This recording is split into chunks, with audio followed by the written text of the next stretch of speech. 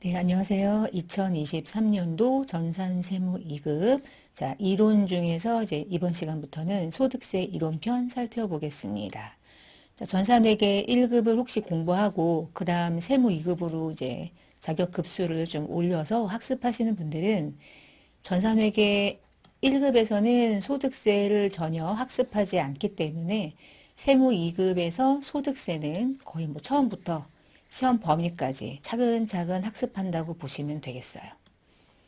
자, 이번 시간에는 소득세법에 대한 기본적인 총설인데 법이거든요. 법이니까 일단은 좀 딱딱하고 두 번째는 용어들이 정확해야 돼요. 세법상의 용어들은 이렇게도 부르고 이렇게도 부르고가 안 돼요. 그 이름은 끝까지 그 이름이어야 돼요. 그래서 세법상의 용어들은 정확한 명칭들, 이름들이 조금 중요하고요. 그리고 이제 세금을 계산하는 거잖아요. 근데 이제 세금을 계산하려면 그 이름을 적용해서 계산 구조에 반영하기 때문에 이름 자체에 대한 개념도 좀 중요하고, 자, 그리고 이제 세금이라고 하는 게 우리가 지금 공부하는 거는 소득세지만 전산세무에서는 부가가치세도 이제 공부를 하셨죠. 자, 이제 소득세를 공부하는 거고. 우리가 법인이 납부하는 세금 중에 하나가 또 법인세이기도 해요. 법인세를 우리가 시험 보는 범위에 반영하진 않는데 법인세랑 소득세의 극단적인 공통점은 소득에 대해서 과세하는 거예요. 근데 개인은 소득세로 납부하는 거고 법인은 법인세라는 이름으로 납부하는 건데 그 법인세와 소득세는 개념은 누구든 이거는 자연인, 이건 법인. 근데 둘 다 돈 벌기 위해서 1년 동안 열심히 일하는 거니까 돈 벌었니? 그러면 세금 내는 거야. 소득에 대한 세금. 근데 이름이 다르고 개인에 대한 소득세는 그냥 소득세. 법인에 대한 소득세는 법인세. 법인 소득세의 줄임말. 근데 이름만 다르다고 다른 게 아니라 소득에 대해서 과세하는 건 같은데 소득세랑 법인세랑 계산하는 과정은 조금 또 달라요. 근데 법인세를 왜 얘기하냐면 개인 소득세를 얘기할 때 법인세를 조금은 또 비교할 수도 있어야 돼요. 그래서 이번 시간에 다뤄볼 부분은 이런 전반적인 내용을 살펴본다. 이렇게 생각하시면서 자, 소득세를 좀 보겠습니다. 세금에 대한 의인데요. 어디에 대해서 과세한다고요? 소득에 대해서. 돈을 벌지 않으면 소득세는 납부하라고 안 해요. 또 손실났니? 돈 못 벌었니? 그러면 가만히 있어라. 근데 언제 내냐? 1년에 한 번 내죠. 한 번. 대부분 집에서 만약에 개인적으로 살고 있다. 그러면 소득세를 언제 내라고 징수서가 날라오냐? 그쵸? 대부분 5월 달에 날라오지 않아요? 5월 달에 종합소득세 신고하세요. 그게 누구니까? 개인 소득에 대한 세금을 종합소득세라는 이름으로 부르는데 그러면 소득세는 뭐고 개인자가 붙는 건 뭐고 종합소득세는 뭐냐? 다 달라.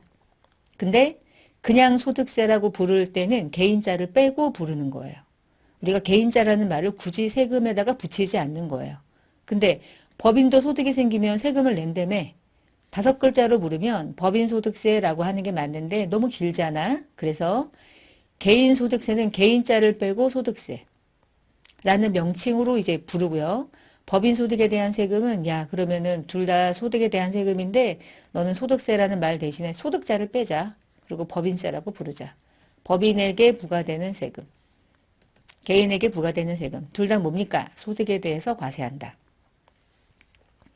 그래서 소득세는 소득에 대한 담세력을 부과하기 위해서 조세로 총칭하는 이름인데 개인소득세, 그냥소득세, 법인소득세, 법인세. 그러면 지금부터는 우리는 어느 입장에서 공부하는 겁니까? 개인이에요, 이제부터. 법인 아닙니다. 왜냐하면 소득세니까. 법인세는 법인세법에서 공부하는 거예요. 지금부터는 개인소득세의 줄임말인 이 소득세는 개인소득세를 말하는 거구나. 법인소득세는 소득세라고 안 하는구나. 소득자 빼고 법인세라고 말하는구나. 명칭이 중요해서 그렇습니다. 우리는 개인소득세고요. 소득세는 개인소득에 대해서 세율을 적용하는데 그 세율의 이름도 한세율이 아니에요. 누진세율이에요. 여러분 부가가치세는 과세 표준이 정해지면 몇 퍼센트 때립니까? 수출이 아니고는 10%죠. 하나의 세율만 적용되죠. 이걸 뭐라고 하냐면 단일 비례세율이라고 불러요. 그냥 하나의 비례세율. 앞에 금액에 따라 세금이 움직이는 거죠. 자, 그런데 소득세는 조금 과세하는 방법이 조금 달라요.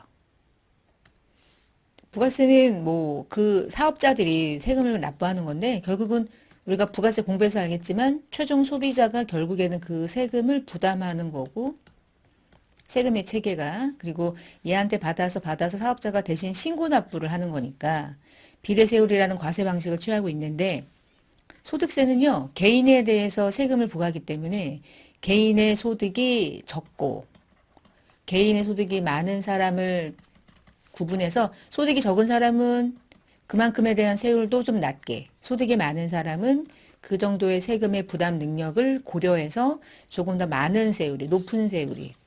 그래서 현재 지금 6%에서 최대 45%까지 세율의 구조를 8단계 초과 누진세율이라는 세율 적용을 하고 있어요. 이렇게 과세하는 방식을 뭐라고 하냐면 세금에 대한 부담 능력을 고려한다. 이래서 걔를 응능부담이라고 불러요. 세금에 대한 응능, 그러니까 능력에 대해서 부담하는 세금. 세금에 대한 부담 능력에 따라서. 그래서 가장 뭐 세수 기여도가 높다. 뭐 그렇게 부르는데 사실은 부가가치세가 차지하고 있는 세금이 어마무시하고 소득세도 당연하고 뭐 그렇습니다. 지금부터는 개인소득세예요. 그러니까 그냥 소득세는 개인자 빼고 부르는 소득이구나. 세금이구나. 자, 그럼 두 번째, 소득세는 어떤 특징이 있을까? 우리가 부가가치세는 세금을 신고하고 납부하는 사람들을 납세 의무자라고 부르고 그 세금을 실제로 부담하는 자를 담세자라고 하는데 납세자랑 담세자가 부가가치세는 다르죠. 왜 다르냐면 담세자는 최종 소비자로 정해져 있고 납세 의무자는 과세 사업자로 정해져 있어요. 그렇죠? 근데 소득세는 납세 의무자도 지고 담세자도 지예요. 우리가 그렇잖아요. 내가 돈 벌었으면 내가 내는 거죠. 납세 의무자는 같죠. 이렇게 같은 세금을 뭐라고 부르냐면 직접세다 이렇게 불러요. 그러니까 조세라고 하는 건 납세 의무자와 그 세금을 부담해야 되는 자가 동일하니 그러면 직접세, 다르니 그러면 간접세. 근데 소득세는 직접세, 부가세는 간접세 이렇게 부르죠. 자, 그다음에 두 번째 개인이 세금을 납부하는 거야. 자기가 돈 벌었으니까 자기가 납세의 의무를 가지고 있는 건 맞는데 부담 능력에 따라서 아까 이제 응능부담 한자를 쓸 수가 없네. 한자를 못 쓰겠네. 어려워 이게. 응능부담의 원칙. 소득세는 개인이 세금을 부담해야 되는 능력에 따라서 과세해요. 그럼 어떻게 이걸 능력을 차이를 알 수 있냐. 그 능력이라는 게 이런 거예요. 둘 다 연봉이 5억이야. 둘 다 5억인데 얘는 혼자 살아. 미혼. 얘는 결혼했고 자녀가 셋이 있고 부모님이 양가 부모님을 다 모시고 살고 있고 용돈 드리고 막 그래. 그럼 하나 둘 셋 넷 다섯 9명이야. 9명. 나를 포함한 9명이 가족인 사람과 그냥 혼자인 사람은 그 소득을 사용함에 있어서 능력이 세금에 대한 부담 능력은 당연히 혼자 놀고 먹는 거니까 얘가 세금을 더 많이 내야 되지 않을까? 부양가족이 많으면 그 부양가족에 대해 들어가는 비용이 어느 정도 비용으로 고려해 주는 거죠. 그걸 뭐라고 하냐면 인적공제라고 하잖아요. 그래서 연말정산 같은 거 할 때 연말정산 다 개인 거니까 개인 연말정산 할 때 부모님을 내 밑으로 자녀들을 밑으로 막 집어넣어서 인적사항 공제받으면 똑같이 5억을 벌었지만 이 사람이 이런 식의 부양가족을 거느리고 있다면 혼자든 둘이든 비교 대상이 안 돼요. 이 사람은 거의 세금이 정말 적게 나올 거야. 100%. 왜냐면 이 고려 금액이 어마무시하거든요. 9명이잖아요. 일단 아무것도 안 해도 150만 원씩 공제가 돼요. 1000만 원은 일단 빠지고 들어가는 거죠. 1000만 원 이상은. 얘는 그냥 혼자 150이야. 소득이 작아지면 세금이 달라지니까. 그렇죠? 그래서 개인의 인적사항이 다르면 세금의 부담 능력이 완전 달라져요. 그래서 소득공제제도가 어마무시한 큰 힘이죠. 우리 연말정산 받을 때 소득공제 받는다, 막 소득공제 받는다, 막 그러잖아요. 그게 과세 표준을 낮게 만드는 방식이고 과세 표준이 낮아지면 거기에 적용되는 세율이 같이 낮아지거든요. 그러니까 어떻게 해야 돼? 공제를 미친 듯이 받아야지. 그러다가 미치지. 그렇죠? 공제를 안 받아야 되고 그건 공제 받으면 안 되는 건데 막 갖다 집어넣죠. 그렇죠? 그런 걸 여러분이 하면 안 되는데 여러분이 또 연말정산 이 파트에서 이제 공부를 하면 공부하고 나면 어떻게 해야 돼?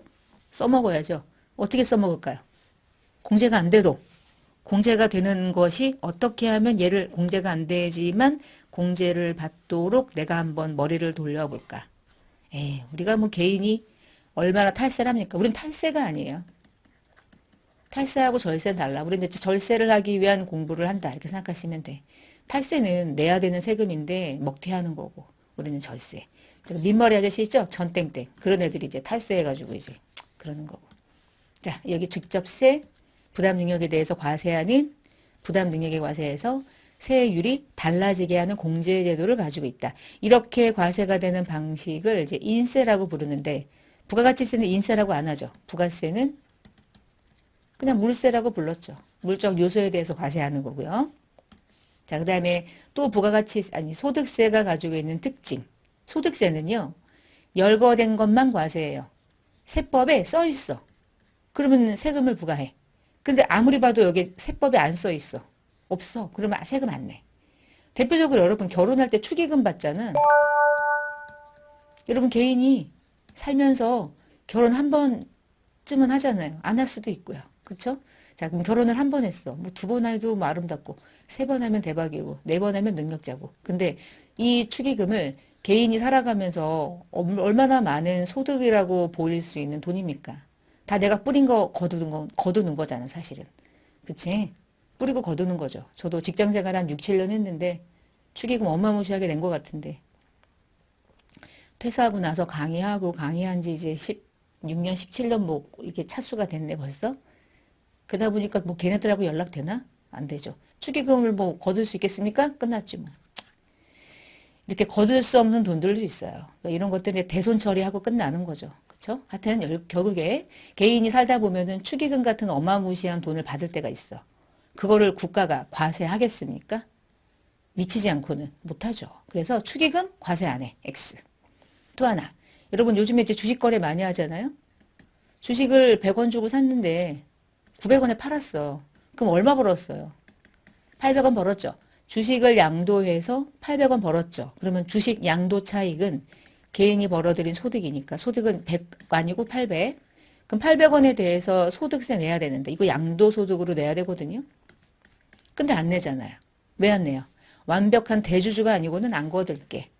그래서 이제 주식 거래할 때 일정 금액을 걷겠다고 세법이 개정되기로 했지만 일단 현재 유예하고 있으니까 개인 주주는 특별하게 엄청난 대주주가 아니고는 마음껏 사고 팔아라. 사고 팔 때 그것을 소득으로 보고 과세하지 않을게. 주식 거래 활성화 측면에서. 그래 여러분 개인들이 쉽게 아줌마, 아저씨, 할아버지, 할머니, 뭐 애기들 할 거 없이 주식 사고 팔아서 돈 벌면 그냥 그대로 인마이 포켓 되는 거죠. 왜요? 국가가 열거하지 않았어요. 과세하지 않겠다. 이렇게 과세하지 않겠다고 하는 건 과세 안 해요.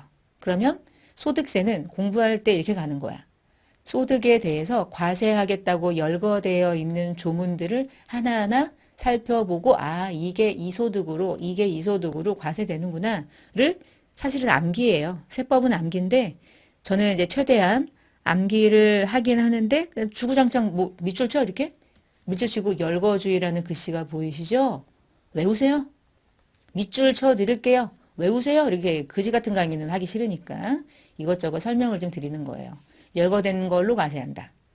근데 단 이자소득과 배당소득은 유형별 포괄주의라고 부른다. 이건 무슨 말이고? 과세소득을 규정하는 방법에 따라서는 포괄주의 과세 방식, 다른 말로 순자산 증가설이라는 방식도 있고 열거주의 방식, 소득 원천설이 있는데 우리나라 소득세는 무슨 방식으로 한대요? 열거주의 과세 방식으로 하고 법인세는 포괄주의 과세 방식으로 한다. 그래서 법인세하고 소득세를 비교를 할 수 있어야 이게 무슨 말인지를 알 수 있어요. 잠깐 얘기를 해볼게요. 자, 법인세 과세하는 방법과 소득세가 과세가 되는 방법. 소득세는요, 열거된 것만 과세합니다. 일단. 그 무슨 얘기냐면 소득의 원천설은 또 뭐고 열거주의는 뭐냐. 자, 열거된 것만 과세한다는 뜻. 열거주의는 그다음 두 번째. 소득 원천설은 이런 뜻이에요. 은행에다가 예금 넣어놓죠. 예금 넣어놓으면 이자 벌죠. 그러면 그 이자는 무슨 소득의 이름으로 붙어서 세금이 부과될까? 배당소득? 아니요. 이자니까 무슨 소득이겠어요? 이자 소득이죠. 두 번째, 주식을 투자했는데 대주주야. 그래가지고 엄청난 배당금을 받았어. 여러분 배당금 받으면 무슨 소득입니까? 배당 소득이잖아요. 그렇죠? 그러니까 소득에 대한 이름이 그 소득이 어떤 소득이냐의 원천별로 소득의 종류가 다 구분돼 있어요. 이렇게 해서 나 근로자다. 회사로부터 급여받았다. 그럼 무슨 소득으로 과세될까요? 근로소득. 내가 열심히 개인적으로 사업하는데 사업해가지고 돈 벌었다. 사업소득. 복권 당첨됐다. 복권 당첨? 기타소득. 연금 받았다. 연금소득. 다 소득의 원천별로 구분돼서 과세가 돼요. 이게 소득 원천설이고 그 이자소득은 이러이러한 것들은 이자소득으로 이러이러한 것들은 배당소득으로 다 열거되어 있는 거야. 열거된 것 중에 축의금은 없고 주식에 대한 이 처분에 대해서 이익이 발생되는 것도 써있지 않아. 자, 이런 게 열거주의 소득 원천설이에요. 그리고 또 하나는 1년 동안 얼마 벌었니? 를 구할 때 얘는 그냥 1년 동안 얼마 벌었니? 를 구할 때 네가 사업소득을 구하는 방식 예를 들어 여러분 개인 사업자가 돈 벌었대요. 그러면 1년 동안 1,000원을 벌었는데 1년 동안 800원을 썼대. 1년 동안. 그럼 얼마 번 거예요?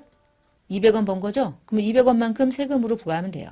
이게 개인 소득에 대해서 과세하는 방식입니다. 아시겠죠? 자, 근데 조금 달라지는 법인세는 어떤 식으로 과세하냐면 제가 이거를 이해를 돕기 위해서 이런 얘기를 하나 해볼게요. 개인 학원은 이런 식인 거예요. 여러분 개인 학원 있잖아요. 개인이 학원을 운영해요. 그 무슨 사업자죠? 사업소득자죠. 개인 학원 운영하는 나. 나는 사업자. 학원 운영해서 학원비 받아가지고 1,000 벌었고 학원 운영할 때 들어가는 필요경비가 800원이었대. 그러면 사업소득은 얼마인 거야? 200원. 이렇게 세금 내는 거야. 이 금액에다가 뭐 세율 떨어가지고 이제 세금을 내겠죠. 자, 근데 제가 개인 학원을 운영하다 보니까 내가 돈 번 학원을 운영해가지고 벌어들인 돈을 은행에 넣어놓고 은행에 넣어놓은 돈에 이자가 붙었대요. 그러면 학원 운영에서 벌어들인 예금이자이지만 개인 소득세는 이자로 발생하는 소득의 이름은 뭐죠? 그거 사업해가지고 돈 번 거 예금이자니까 이것도 사업소득으로 봅니까? 아니요. 개인 학원은요. 학원을 운영해서 발생한 소득만 사업소득이고요. 학원 운영해서 돈을 넣어놨든 학원 운영하다가 주식을 투자했든 예금으로 발생하는 이자는 이름이 이자 소득으로 따로 과세가 되는 거야. 얘는 이자 소득이야. 주식 투자했는데 배당금 받았어? 너 그거 돈 학원 운영해가지고 번 거야? 네 개인인데 뭐. 개인의 출처 궁금하지 않다. 배당금 받았니? 그러면은 배당소득. 소득의 원천별로 구분돼서 과세합니다.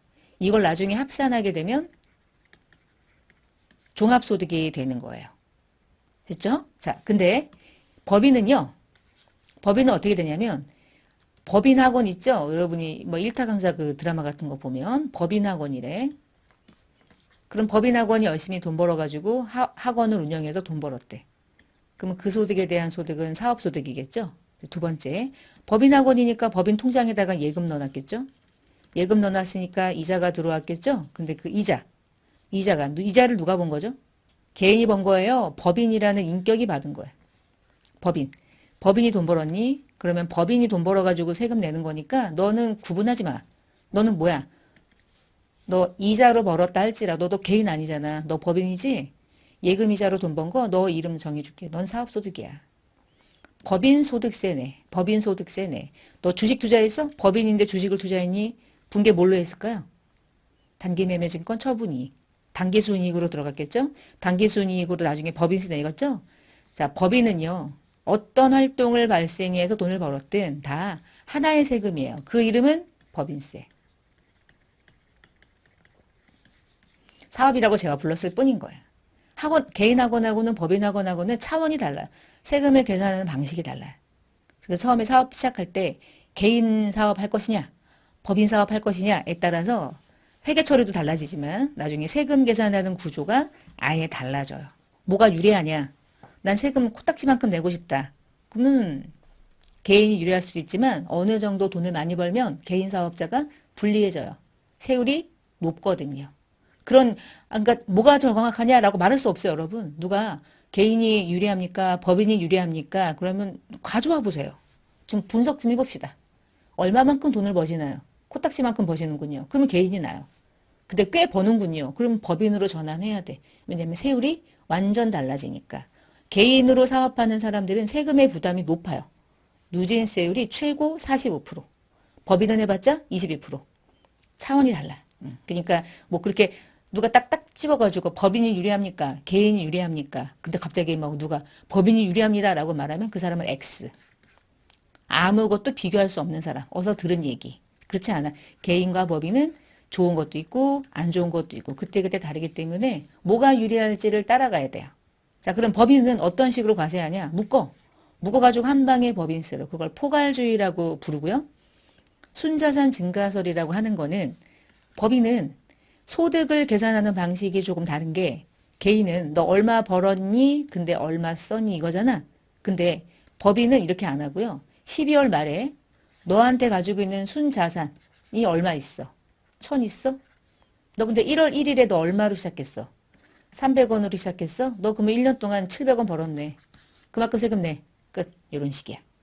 여기에서 말하는 그 재산의 형성이 이건 거예요. 여러분 기초에 장부 열었을 때 자산이 1000이었고 부채가 200이었다면 자본이 800이었겠죠. 근데 자본을 회계에서는 뭐라고도 하냐면 순자산이라고 해.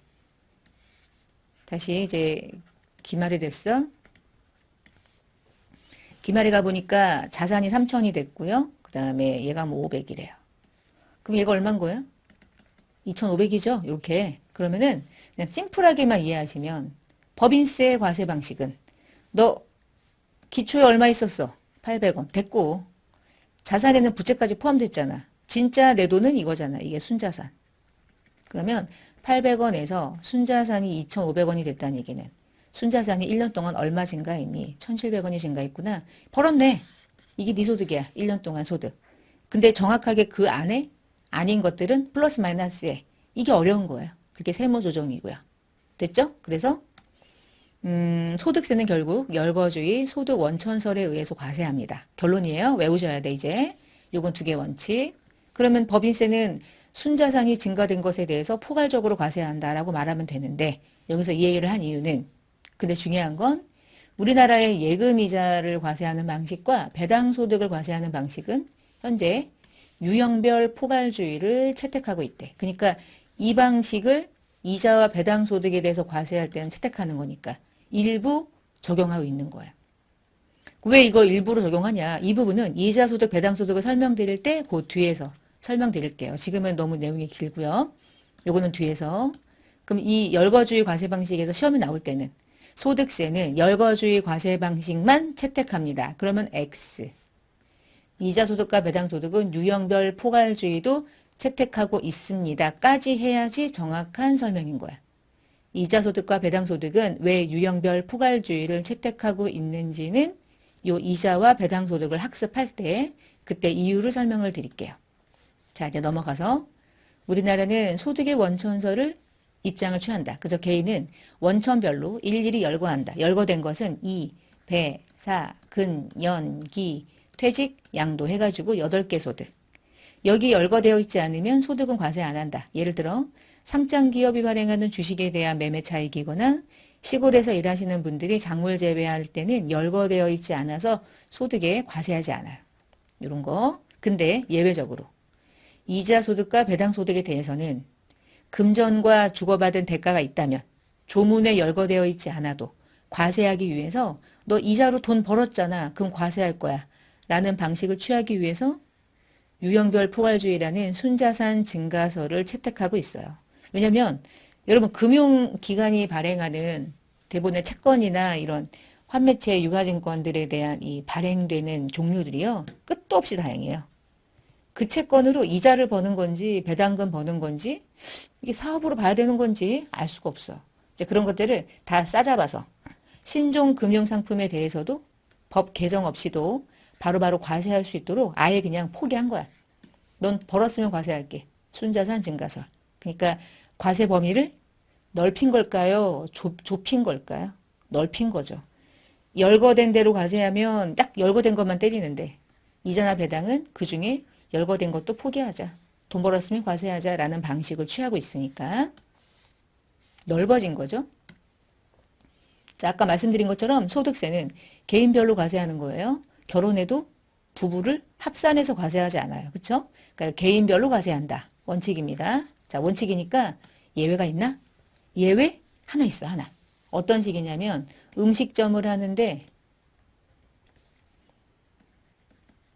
아버지가 있고 뽀글뽀글 이제 어머니가 이렇게 있어요. 어머니 치마 입고 이렇게 있어.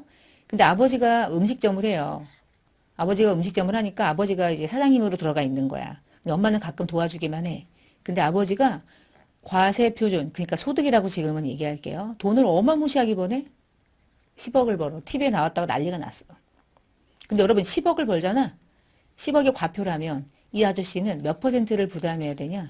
45%라는 세율을 부담해야 돼. 그러니까 번 돈의 절반은 세금으로 내야 되는 거야.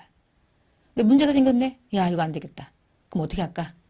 와이프를 공동사업자로 넣고 와이프랑 같이 사업하는 걸로 가면 진짜 와이프가 나랑 정말 사업하는 거라 이게 진짜라면 배분을 해요. 10억을 5억 나눠서 해. 그러면 5억에 대한 세율과 5억에 대한 세율은 엄청나게 낮아지겠죠. 낮아지는 세율을 10억 전체를 합산해서 과세하는 것보다 쪼개가지고 신고하는 게 소득은 100% 유리하거든요. 그 금액의 세율이 다 달라지니까. 낮은 세율이 붙느냐, 합쳐서 높은 세율로 때리느냐. 그래서 여러분 주변에 음식점 하시는 분들이 저 부부가 한다고 사업자 등록증에 대표이사가 누구누구 왜 해가지고 막 2명이야. 그럼 토탈 3명이라는 거잖아. 근데 혼자 하는 것 같은데 왜 3명이라고 넣어놨을까? 세금 쪼개려고. 누가 이제 얘기해줬겠지. 그렇게 하라고. 근데 진짜 그렇게 안 하면 나중에 한 방에 걸려요. 자, 그럼 예를 들어서 예외 이거는 이 사람은 A라는 사람이고 이 사람은 B라는 사람이야. 친구야. 동업이야. 진짜 동업이다. 진짜로 이렇게 한다. 그러면 개인별로 세금 냅니다. 얘 따로 얘 따로. 이게 원칙이에요. 원래 개인별로 과세하는 게 원칙인 거야. 근데 세무조사를 나가보니까 이 A하고 B가 부부야. 부부인데 와이프는 따로 다른 일을 해. 다른 일을 하고 있고 와이프는 여기 나오지도 않아. 남편이 다 하는데 이름만 2개를 넣어놓은 거죠. 자, 예외적으로 가족이 공동으로 사업을 경영하는데 지분이나 손익분배 비율을 허위로 정했다면 세무서가 갔던 얘는 가짜네. 네가 하는 거잖아. 그러면 어떻게 할까? 5억으로 신고하는 걸 다 틀어버리고 어떻게 하겠어요? 10억으로 신고하라고 하겠죠. 다 네 거잖아. 합산해. 나누지 마. 네 거야. 이 얘기 하겠죠. 그래서 이런 경우라면 합산해서 과세한다. 이 얘기야. 따로따로 한다며요. 너 가짜잖아. 가짜인데 왜 따로따로 해? 세금 덜 내려고 지금 허위로 신고하는 거 걸렸잖아. 걸리면 합산과세한다. 이 뜻입니다.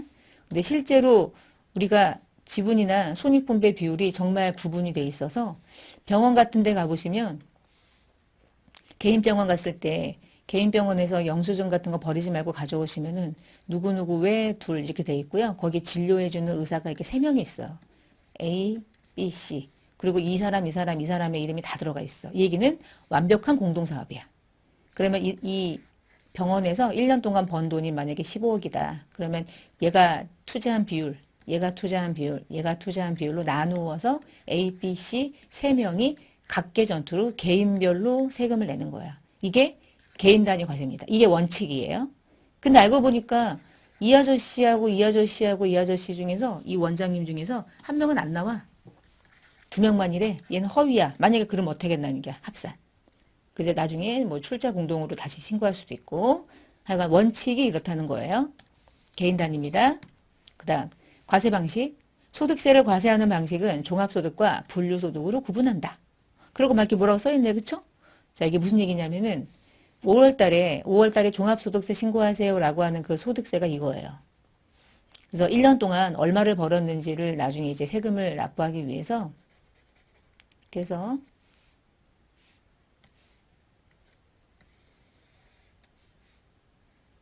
이거 칸이 안 예쁘지? 이게 잘 못 그려지겠어? 자, 이렇게 볼게요. 이게 X1년 1년이고요. 그리고 이게 X2년인데 X2년 여러분 5월 1일부터 5월 31일까지 매년 5월인데 이 기간으로 보면 이 X2년도 5월 1일부터 5월 31일까지 하는 게 개인은 종합소득세 신고 납부하라고 하거든요. 이때 종합소득세에서 말하는 그 종합소득이라는 게 뭐냐? 6가지의 소득을 합산해서 말하는 건데요. 그때 6가지의 소득 중에서 첫 번째 소득이 뭐냐면 이자소득, 두 번째가 배당소득, 세 번째가 사업소득, 네 번째가 근로소득, 다섯 번째가 입에서 근년, 그리고 마지막이 기타 소득. 여러분 개인이 1년 동안 이자가 있거나 배당금 받은 게 있거나 사업해가지고 돈 번 게 있거나 직장 생활에서 근로소득이 있거나 연금 받은 게 있거나 복권 당첨된 게 있거나 있다면 X 1년 동안 모든 소득에 대해서 가지고 있다가 세금을 미리 낸 것도 있겠죠. 예금이자는 미리 내고 막 그러잖아. 일단 원칙. 이 배사 근연기라는 개인의 6가지의 소득은 1년 동안 발생된 소득을 다 합산해서 언제 합산해서 세금으로 납부하게 되냐면 6월 달에, 5월 달에, 그 다음 연도 5월 달에 합산해서 세금을 내야 되는데 이때 이배사 근연기를 다 더해서 부르는 소득의 이름이 종합소득이에요. 그러니까 종합소득은 이배사 근연기라는 딱 각각의 개별적인 소득을 합산한 거죠. 말 그대로. 그리고 그 세금을 5월 달에 합산해서 신고하도록 돼 있어요. 이걸 종합소득이다 이렇게 불러요. 그래서 종합소득은요. 소득의 원천이나 종류와 무관하게 모든 소득을 종합해서 소득을 여러분 아까 제가 말한 거 소득을 따로따로 신고하는 거랑 합산해서 신고하는 거랑 뭐가 더 불리하고 유리합니까? 합산하면 개인에게 불리하죠. 왜냐하면 높은 세율이 적용되잖아요. 따로따로 신고하면 낮은 세율이 다 각계전투로 붙을 건데 더하는 순간 한 개가 아니라 두세 개가 있다면 더하면 더할수록 세율은 높아진단 말이에요. 부담 세율이. 국가는 부담 세율이 높아져야 되는 소득이 많은 사람이라면 합산해. 그래서 5월달에 신고해. 네 소득이잖아. 다 네 거. 네 거잖아. 따로따로 하지 마. 너 세금 적게 내려고 하는 거잖아. 이런 식의 개념을 가지고 있는 거예요. 그래서 이배사 근연기는 합산해서 신고하는 제도를 가지고 있습니다. 그 방식이 뭐냐면 종합소득으로 합산하는 거예요. 근데 여러분 보시면 개인이 1년 동안 살아가면서 이 배사 근연기라는 소득 말고 내가 직장 생활을 한 10년 다니다가 쭉 다니다가 요때쯤에 퇴사할 수 있잖아. 그 무슨 소득이 있겠어요? 퇴직 소득이 있을 수 있고요. 10년간 가지고 있던 집을 이번 연도에 팔았어. 그럼 무슨 소득이 또 있겠습니까? 집 팔고 발생하는 소득이 양도소득이죠. 그러면 퇴직과